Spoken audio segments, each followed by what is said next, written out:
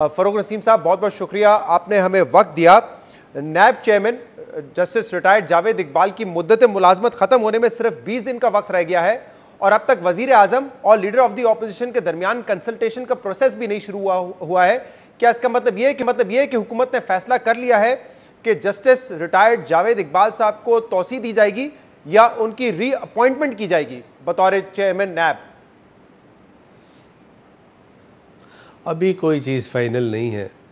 ये मैं पहले भी एक आध जगह प्रोग्राम में बात कर चुका हूँ कि अभी कोई चीज़ फ़ाइनल नहीं है, लेकिन जिस पे डिस्कशन हुआ है वो ये है कि एक लार्जर पूल होना चाहिए, चाहे वो हाजिर चेयरमैन हों, पुराने चेयरमैन हों या कुछ और अच्छे शोहरत वाले कैंडिडेट्स हों।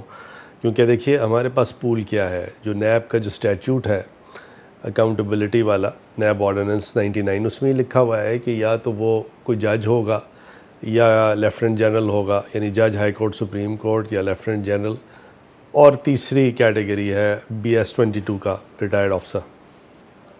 तो रिटायर्ड लेफ्टिनेंट जनरल, कोई जज और BS 22 का रिटायर्ड ऑफिसर। तो ये हमारे पास एक बड़ा पूल होना चाहिए, क्योंकि ये एक नैब बड़ी ज़बरदस्त और इम्पॉर्टेंट, आप समझिए कि एक इंस्टीट्यूशन है जिसको न्यूट्रलिटी के साथ ऐसा आदमी लगाना है जो कि जिसकी परफॉर्मेंस भी हो, न्यूट्रलिटी भी हो, मतलब नो फेवर्स कि हमें कोई फेवर नहीं करे, न्यूट्रलिटी से, बहादुरी से जो है वो तदारुक करे। तो लिहाजा ये जो थोड़ा सा ये प्रीमेच्योर है ये कहना कि गवर्नमेंट ने डिसाइड कर दिया है कि जस्टिस जावेद इकबाल को लगा रही है, रीअपॉइंटमेंट कर रही है, एक्सटेंशन दे रही है, तो अभी तक कोई ऐसा हतमी फ़ैसला नहीं है। डॉक्टर साहब, आप कह रहे हैं कि हतमी फैसला नहीं हुआ, लेकिन इस बात पर गौर जरूर हो रहा है कि जावेद इकबाल को दोबारा नैब चेयरमैन बनाया जाए, उनकी मुद्दत मुलाजमत में तौसी की जाए। अब उसके दो तरीके हैं, यानी एक तो तरीका ये है कि कोई इसकी लेजिस्लेटिव चेंज आए, लफ्ज़ जो एक्सटेंडेबल है उसको कोई अमेंड कर दिया जाए या टेन्योर जो है वो बढ़ा दिया जाए। लेकिन थोड़ा सा मैं बताऊँ ना कि पब्लिक ओपिनियन लेनी, पब्लिक से शेयर करना, मीडिया से शेयर करना, हम कोई ऐसी चीज़ नहीं कर रहे कि जी ऐसे पीछे से घुमा के कर दें। और इसीलिए द आइडिया इज़ कि एक डिबेट हो और एक हेल्दी डिबेट हो। मेरे ख़्याल में डिबेट ये हो, इससे ज़्यादा कि ये तरीका क्या होगा, डिबेट इस पे होनी चाहिए कि बेस्ट नाम कौन हो सकता है। इसका तो तरीक़ेकार कानून में भी है कि अपोजिशन और वज़ीर आज़म मुशावरत करेंगे ताकि जो आप कह रहे हैं जो न्यूट्रलिटी वाला पहलू है वो भी कॉम्प्रोमाइज़ ना हो, और जो एक स्पिरिट है कि न्यूट्रल हो नैब का इदारा, उसके लिए ज़रूरी है कि उसका सरबरा कौन होगा। तो वो तरीक़ेकार तो कंसल्टेशन के हवाले से है, लेकिन आपने ये भी कहा है कि कंसल्टेशन का जो मामला है उसको भी हम तब्दील कर सकते हैं कानून के ज़रिए, ताकि लीडर ऑफ द ऑपोजिशन से कंसल्टेशन ना करनी पड़े। तो फिर वो जो आप कह रहे हैं कि डिबेट होनी चाहिए और देखना चाहिए कि कौन बेहतर आके परफॉर्म कर सकता है, वो कैसे होगा फिर? नहीं, वो परफॉर्म कैसे होगा, एक तो देखिए कंसल्टेशन नेचुरली अगर तो यही तरीका होता है तो कंसल्टेशन लीडर ऑफ अपोजिशन से होगी।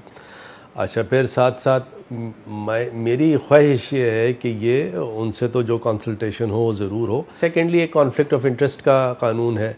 कॉन्फ्लिक्ट ऑफ इंटरेस्ट का कानून ये है कि जो नैब का चेयरमैन है, अगर किसी ऐसे शख्स ने उससे कंसल्टेशन उसके बारे में करनी है जिस पे नैब के केसेस हैं या होने वाले हैं, तो क्या वो कॉन्स्टिट्यूशन इसको परमिट करता है? क्या वो ड्यू प्रोसेस के ख़िलाफ़ नहीं हो जाएगा? फंडामेंटल राइट के ख़िलाफ़ नहीं हो जाएगा? न्यूट्रलिटी उसमें कैसे आएगी?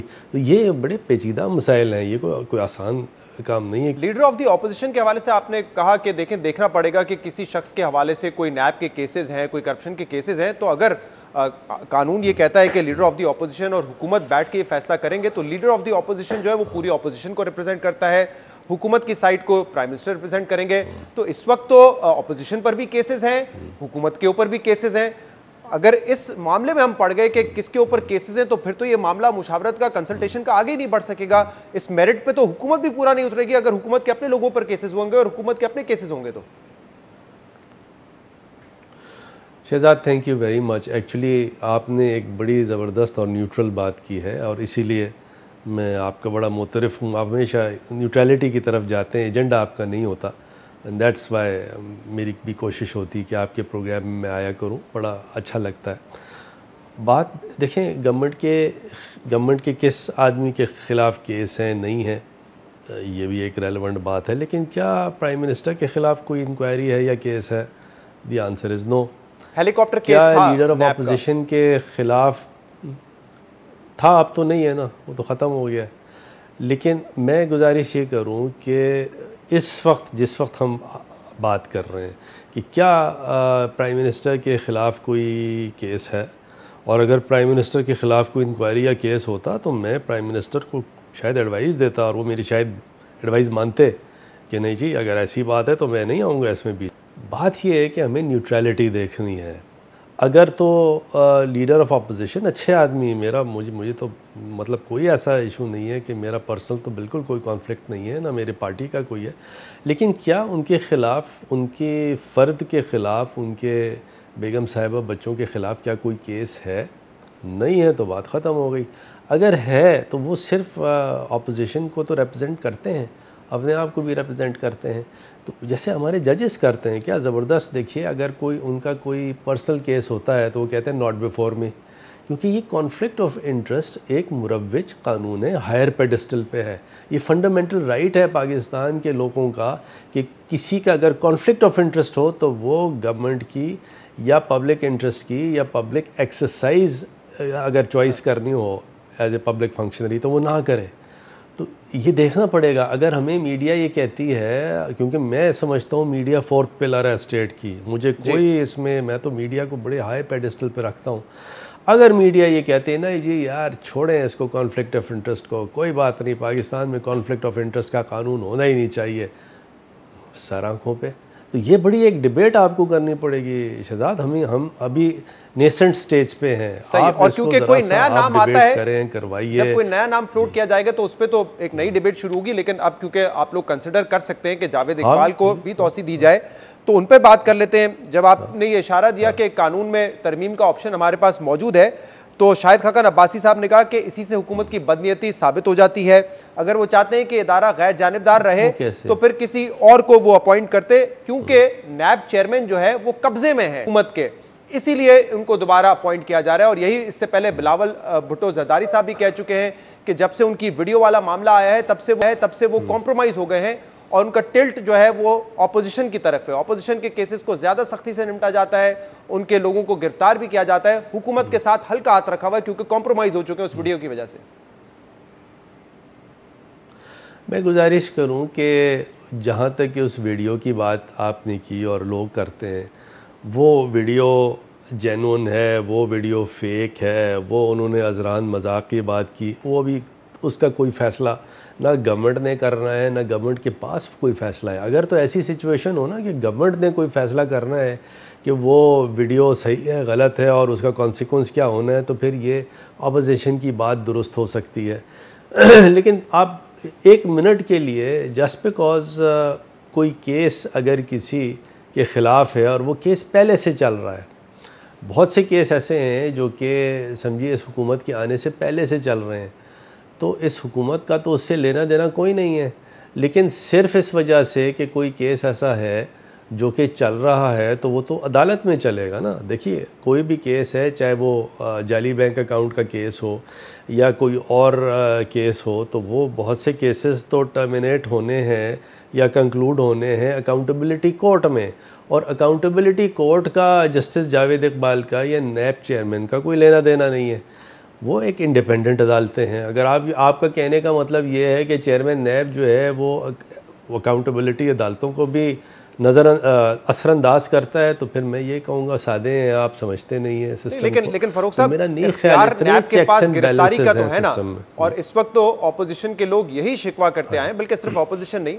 अदालतें अपने फैसलों में ये कह चुकी हैं, रिमार्क्स अपनी जगह फैसलों में ये कह चुकी हैं कि नैब का इदारा जो है वो सियासी इंजीनियरिंग के तौर पे इस्तेमाल हो रहा है, उसके कानून का गलत इस्तेमाल हो रहा है। ये अदालतें मुअज़्ज़ज़ अदालतें ये बातें कर चुकी हैं, तो इसीलिए मैं कह रहा हूँ ये नैब के पास इख्तियारात तो लामहदूद हैं, वो तो गिरफ्तार भी कर सकते हैं और ऑपोजिशन के कई सीनियर रहनुमाओं को गिरफ्तार किया गया है। मैं गुजारिश करूं, सिवाय एक जो साद रफ़ीक साहब वाला केस था जिसमें सुप्रीम कोर्ट में और मेरे बड़े मुअज़्ज़ज़ जी। उनकी ऑब्जर्वेशंस थी। बट विद ड्यू रिस्पेक्ट, मैं अगर थोड़ा बहुत कानून अगर मुझे आता है, मैं अपनी बात कर रहा हूँ तालिब इल्म की हैसियत से, मैं नहीं कहता कि मुझे बहुत कानून आता है, ना मैंने कभी क्लेम किया, लेकिन बेल ऑर्डर में क्या इस तरह की एक्सटेंसिव ऑब्जर्वेशंस के लिए क्या कानून होना चाहिए या क्या है? चलें, वो एक जजमेंट है, एक ऑर्डर है, हमारे सर आँखों पे है, लेकिन टोटलिटी ऑफ फैक्ट्स देखने पड़ेंगे, तमाम के तमाम ऑर्डर्स देखने पड़ेंगे। कहीं अगर एग्जीक्यूटिव की एक्सेस होती है, अदालत उसको चेक करती है, बड़ा सही करती है। जी जजमेंट दिया, बिल्कुल सही दिया अपनी दानिस्त में, और उसमें मैं तो आई बाउ डाउन बिफोर हिम, कोई ऐसा इशू नहीं है। लेकिन with due respect, the highest respect at my command, ये जनरलाइज नहीं किया जा सकता। अब अगर मैं आपसे पूछूं कि अगर ये नैब इस तरह अगर करप्शन को चेक ना करे, फिर तो फ्री फॉर ऑल हो जाए पाकिस्तान में। मेरे ख्याल से इस पर तो फरूख साहब कोई एतराज़ नहीं करेगा कि नैब का इदारा जो है करप्शन पे चेक ना रखे। हमें जोर तो इस बात पे देना चाहिए कि जो शख्सियत हो वो काबिल कबूल सबको हो और मुतनाज़ा शख्सियत ना हो। लेकिन इन जो, क्योंकि अब और हमेशा बात की जाती है कि जब स्टेट अथॉरिटी देता है हुकूमत को फैसले करने की, तो वो जस्ट फेयर और रीजनेबल फैसले होने चाहिए, पर्सन स्पेसिफिक नहीं होने चाहिए। अब आप इस कानून को अगर तब्दील करेंगे, चाहे ऑर्डिनेंस के जरिए या एक्ट ऑफ पार्लियामेंट के जरिए, तो आप एक पर्सन स्पेसिफिक कानून बनाने जा रहे हैं ना, जो कि स्पिरिट को ही किल करता है। नहीं, वो बहुत अच्छा आपने सवाल किया। देखिए, पर्सनल स्पेसिफिक कानून तो होना नहीं चाहिए, लेकिन मिसाल के तौर पे अगर मैं माजी के बहुत से चेयरमैन हैं, उनको भी मैं कंसिडर करना चाहूँ, और वो उनको भी मैं इसलिए कंसिडर नहीं कर सकता क्योंकि वो एक्सटेंडेबल वाले में वो भी आ जाते हैं। मैं अगर मतलब मैं अपनी जो चॉइस की प्लेट है वो बड़ी रखना चाहता हूँ, बड़ा मेन्यू कार्ड रखना चाहता हूँ अपने सामने। मैं उनको भी मैं सिर्फ जावेद इकबाल के लिए थोड़ी करूँगा। मैं तो पुराने जितने भी चेयरमैन हैं उनको भी मैं देखना चाहूँगा, चाहे वो नवाज शरीफ साहब के सामने के दौर में चेयरमैन हों या उससे पहले मुशर्रफ साहब के हों या पीपल्स पार्टी के हों, सबको मैं देखना चाहूँगा। और काश जस्टिस दीदार हुसैन शाह ज़िंदा होते तो दीदार साहब तो वो पर्सनैलिटी थे, न्यूट्रल आदमी थे, उनको भी कंसिडर किया जाता। हालांकि वो एक जजमेंट आया था जिसमें एक थोड़ी सी मिस्टेक उस वक्त की मिनिस्ट्री ऑफ लॉ ने कर दी, तो वो फिर एक्सटेंडेबल वाले में उनको जाना पड़ गया। तो मेरा अपना ख्याल है ये थोड़ी सी विद ड्यू रिस्पेक्ट थोड़ा सा अनरीज़नेबल मीडिया हो रही है। ये पर्सनल स्पेसिफिक होना नहीं है, ना पर्सनल स्पेसिफिक कोई चीज़ होनी है। हमें एक बड़ी बास्केट में से चूज़ करना है बेस्ट कैंडिडेट। और जैसे फॉर एग्जांपल बाज़ लोगों ने कहा मुतनाज़े हो गए, तो 3-4 लोगों के कहने से कोई मुतनाज़े नहीं होता। लेकिन तो नेचुरली अगर कोई जो वीडियो का मामला अभी आप कह रहे हैं कि अगर लीडर ऑफ द ऑपोजिशन के ऊपर केसेस हों तो वो कैसे उस मुशावरत में शामिल हो सकता है। लेकिन जिस शख्स को बनाने की बात हो रही है, मुमकिन तौर पर उनको बनाने की बात हो रही है, उनकी एक मुतनाज़ा वीडियो है जिसपे हुकूमत कह चुकी है कि हम फॉरेंसिक करवाएंगे। हुकूमत ने फॉरेंसिक नहीं करवाया, जिम्मेदारी हुकूमत की बनती है। तो फिर उस शख्स को आप चेयरमैन कैसे बना सकते हैं? अगर तो मैं बताता हूँ। मिसाल के तौर पे लीडर ऑफ द ऑपोजिशन या ऑपोजिशन की डिमांड ये होती है कि फ़ौरन हुकूमत जो है इसकी फोरेंसिक करा ले। मेरे ख्याल में अगर ऐसी डिमांड आएगी तो हुकूमत फ़ौरन फोरेंसिक करा के मेरे प्रोग्राम पे उस वक्त की वज़ीर इत्तलात डॉक्टर फिरदौस आशिक अमान साहिबा ने कहा था कि हम करवाएंगे। ऑपोजिशन तो एक अरसे से डिमांड कर रही है, लेकिन नहीं हुआ आज तक। देखिए, फरदौस बाजी एक ज़बरदस्त औरत है, और मैं उनके बयानात का, मेरी बहन है, मेरी बड़ी प्यारी बाजी पे नाराज होंगे, बड़ा प्यार का रिश्ता है एज ब्रदर एंड सिस्टर। सुने ना, नहीं मुझसे वो उम्र में छोटी हैं, लेकिन मैं उनको बाजी कहता हूँ हमेशा, क्योंकि रिस्पेक्ट में हम लोग अपनी छोटी बहन को भी बाजी कहते हैं। मैं थोड़ी सी गुजारिश करूँ, फिरदौस ने जो कहा मेरे सर आँखों पे, लेकिन I am not bound by that. कोई अपोजिशन, देखें इस वक्त या तो हुकूमत के पास जस्टिस जावेद इकबाल की इंक्वायरी होती है तो हम ज़रूर करते हैं, हमारे पास वो इंक्वायरी नहीं है। अभी तो किसी ने सुप्रीम जुडिशल काउंसिल में ये चीज़ फाइल कर दी है। सुप्रीम जुडिशल काउंसिल जो है वो देख रही है कि उसके पास ये जुरिसडिक्शन है, नहीं है। मैं ज़रा जवाब दे दूँ आपको। लेकिन at the end of the day क्या वो मुतनाज़ वीडियो जस्टिस जावेद इकबाल की करप्शन की है? The answer is no. क्या वो पैसे पकड़ रहे थे उस वीडियो में? The answer is no. मैं उनके सामने अपीयर होता रहा हूँ, मुझे पता है वो ईमानदार आदमी है, मुझे पता है कि ना वो गवर्नमेंट की और ना किसी अपोजिशन की किसी को वो खातिर में नहीं लाता, वो बिल्कुल करप्ट आदमी नहीं है। तो क्या मौजू नहीं है? तो मैं इसीलिए गुजारिश कर रहा हूँ, देखें मैं शहजाद, लेट्स बी फेयर, कोई मेरी आपकी वीडियो बना के मार्केट में चला दे, झूठ सच पता ही नहीं कुछ, वो कितने लोग जो है आवाज़ें भी बना लेते हैं, हम सबको पता है। मुझे नहीं पता वो उस वीडियो की हेल्थ क्या है, लेकिन जब तक डिटर्मिनेशन नहीं होता, और यहाँ तो देखिए यही देख लीजिए कि किसके खिलाफ क्या एविडेंस है, क्या उसके खिलाफ करप्शन की एविडेंस है? डॉक्टर साहब, क्योंकि ये इन्वेस्टिगेट ही नहीं हुआ, ये भी चीज़ इन्वेस्टिगेट ही नहीं हुआ, इसलिए तो कुछ कहा नहीं जा सकता। लेकिन मामला तो बड़ा संगीन था, उनके दफ्तर की वीडियो थी और इल्ज़ाम भी ये था कि इस वीडियो की बुनियाद पे वो किसी शख्स जिनके ऊपर केस था उनका मामला था ना, तो कॉन्फ्लिक्ट ऑफ इंटरेस्ट भी सामने आता है। हरासमेंट का अलग एलिगेशन था, कॉन्फ्लिक्ट ऑफ इंटरेस्ट का अलग एलिगेशन था। मैं थोड़ी सी गुजारिश करूं, अगर तो मेक एंड ब्रेक, मीडिया हमें ये कहती है कि जी make and break justice Javed Iqbal को कंसिडर करने की भी सिर्फ ये है कि वीडियो का फ़ैसला किया जाए, तो फिर वीडियो का फ़ैसला मेरे ख़्याल में अगर SJC सुप्रीम जुडिशल काउंसिल हमें कह देती है तो हुकूमत ज़रूर करेगी। लेकिन मेरा नहीं ख्याल कि ये कोई मेक एंड ब्रेक है। और मैं अगेन ड्यू रिस्पेक्ट, और एन मुमकिन है कि उस पूल में से जब देखा जाए तो गवर्नमेंट ये फ़ैसला करे कि नहीं जी, the best candidate is not justice Javed Iqbal but it is someone else.